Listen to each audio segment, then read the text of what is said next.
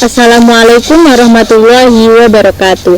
Perkenalkan, nama saya Dwi Tasya Kusnawati, NPM 231305301, Program Studi Pendidikan Guru Sekolah Dasar kelas 4B. Baik, di sini saya akan melakukan uji validitas dan reliabilitas kuesioner menggunakan aplikasi SPSS. Nah, ada 3 hal yang penting kita siapkan. Yang pertama, tentunya aplikasi SPSS terlebih dahulu ya teman-teman. Nah, jadi begini tampilan dari aplikasi SPSS itu. Di sini saya menggunakan versi 23. Kemudian data kuesionernya.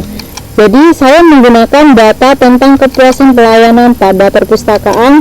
Saya menggunakan 5 pernyataan dan saya sebarkan kepada 10 responden. Jadi yang perlu kita siapkan lagi yakni tabel nilai R produk momen. Nah, ini akan kita gunakan sebagai pembanding dalam uji validitas, karena syarat dalam uji validitas ada 2, salah satunya membandingkan nilai R hitung dengan R tabel. Oke, kita mulai ya teman-teman. Nah, yang pertama kita buka aplikasi SPSS kita. Nah, di sini kita menyiapkan untuk tampilan awal aplikasi SPSS ini seperti ini ya teman-teman. Kemudian kita buka data kuesioner yang telah kita buat di Microsoft Excel. Nah, di sini kita melakukan input data. Jadi kita blok angka-angka itu, angka-angka pada kuesioner itu sampai nilai total. Jadi nomor responden itu tidak diikutsertakan. Lalu kita klik Ctrl C. Nah, lalu kita buka aplikasi SPSS nya. Lalu kita pilih pojok kiri, klik Ctrl V. Maka datanya sudah masuk dan tersalin dari Excel ke SPSS. Nah, kita lihat di bagian atasnya ini namanya masih VAR 001, VAR 002 dan seterusnya. Jadi kita akan buat lebih simple ya. Caranya kita klik bagian nama, lalu Ctrl F. Nah, di sini kita pilih yang replace, kita pilih file dan kita ganti menjadi VAR 000. Nah, yang replace with kita isi dengan huruf P. Nah, P di sini menyertakan yakni pernyataan ya teman-teman. Lalu kita pilih replace all dan close. Ya, jadi telah kita rubah nama-nama itu menjadi P01, P02 dan seterusnya. Nah, di sini ada P06, kita rubah menjadi total karena ini ialah skor totalnya. Total. Nah, oke, kita kembali lagi ke data view ya teman-teman. Nah, kita mulai uji validitasnya. Jadi yang pertama kita pilih analyze, kita pilih correlate dan kita pilih bivariate. Nah, di sini kita blok semua, Ctrl A, bisa kita tekan Ctrl A, lalu kita pindah ruaskan, pindah tempat dengan tanda panah tersebut. Oke, klik. Nah, di sini kita sudah pindah ruas, lalu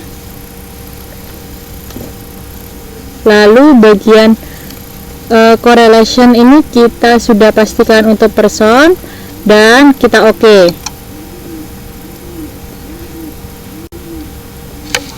Nah, di sini sudah muncul hasil-hasilnya, tinggal kita bandingkan. Ya, kita kembali lagi ke persyaratan dalam uji validitas tadi, yakni dengan membandingkan nilai R hitung dengan R tabel. Jadi cara pertama kita akan membandingkan dengan R hitung dengan R tabel. Kita menggunakan 10 responden. Jadi kita coba lihat 10 responden itu berapa. Jadi 10 responden itu kita menggunakan 0,632. Jadi kita harus membandingkan nilai R hitung dengan R tabel tersebut. Kita kembali lagi ke SPSS. Di sini kita bisa lihat percent correlation. Nah, di sini percent correlation ini R hitung yang akan kita bandingkan dengan R tabel, yakni di bagian total. Jadi seperti yang kita lihat tadi, itu kita bandingkan atau kita mulai membandingkan uji validitasnya. Di sini ada persyaratan dalam uji validitas. Yang pertama, membandingkan nilai R hitung dengan R tabel. Oke. Jadi bisa kita lihat R tabel itu kita menggunakan 10 responden. Nah, di 10 responden ini tertera nilai 0,632. Nah, 632 ini akan kita bandingkan dengan nilai R hitungnya. Kembali kita ke SPSS, lalu kita cek coba nilai hitungnya itu apakah lebih besar atau lebih kecil.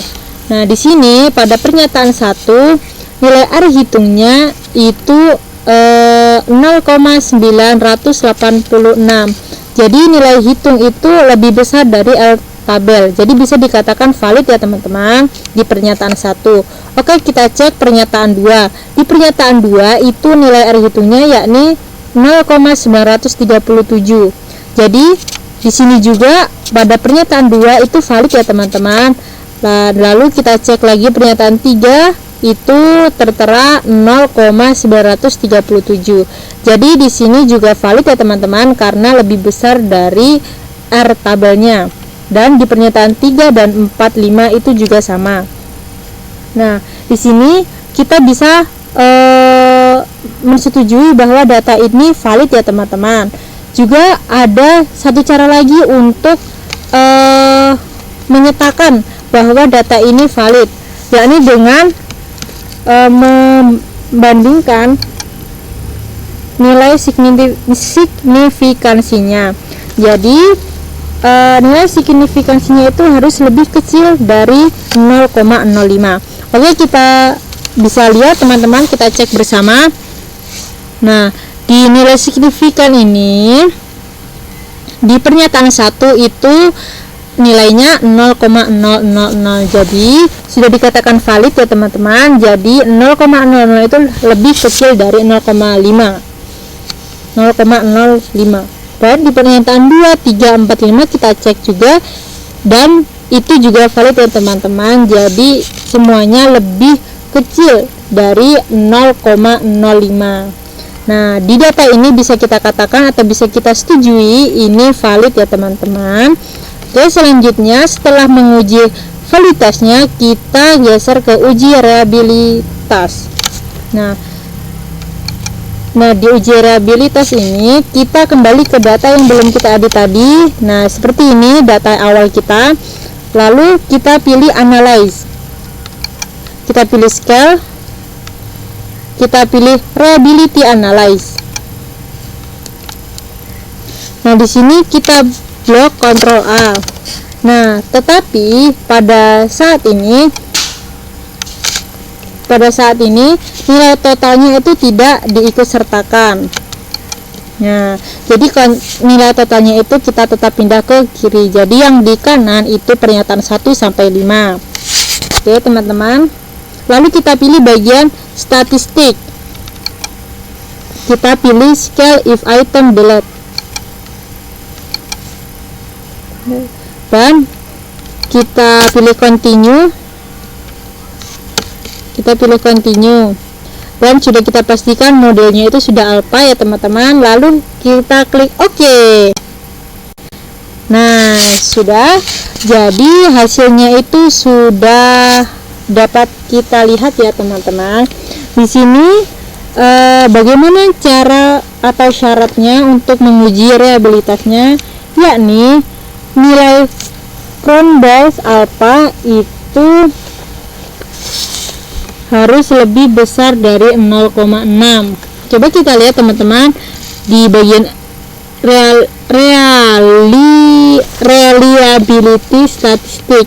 Nah, di sini ada nilai Cronbach's alpha. Coba kita lihat Cronbach's alpha-nya berapa. Nah, di tempat saya Cronbach's alpha-nya 0,974 dan respondennya dan pernyataannya 5. Jadi 0,974 ini lebih besar dari 0,6.